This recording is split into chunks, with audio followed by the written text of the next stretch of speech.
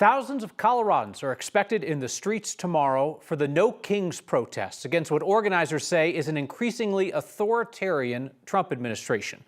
Meanwhile, the president is pushing to send troops into Chicago, and his administration is likening Americans who criticize him to terrorists. No Kings protests in Denver last spring brought out enormous crowds. Organizers say that they expect this weekend's crowd to be about half the size of the spring protests, so that would be 10 to 15,000 people, still huge for a protest in Colorado.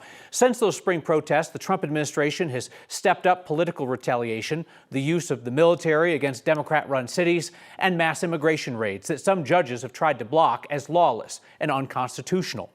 Today, President Trump is asking the Supreme Court to overturn lower courts that are blocking his use of the military in Chicago. And Republicans are describing this weekend's coming protests as the work of Antifa, a loosely affiliated far-left movement that President Trump has declared to be a domestic terrorism organization. Top Republicans are now conflating Antifa with the everyday Americans who oppose President Trump. Trump's top advisor, Stephen Miller, has said the Democratic Party itself is a domestic extremist organization. Republican House Speaker Mike Johnson said that the No Kings protests this weekend are a Hate America rally. Well, they call it the No Kings rally. We call it the Hate America rally because we have all the Marxists collected, all the Antifa people, the BLM remnants. You'll have the pro-Hamas wing of the Democratic Party, and they're going to be out here demonstrating and screaming and wailing.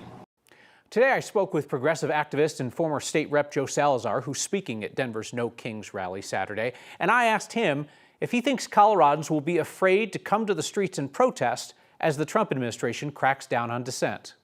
We're not afraid of a dictator, and we shouldn't be afraid of a dictator. I think that as Americans, we need to remember where we come from, where we've been, and the fact that we stand in the face of authoritarianism throughout many generations. We shouldn't be afraid to attend a rally, a peaceful rally at that.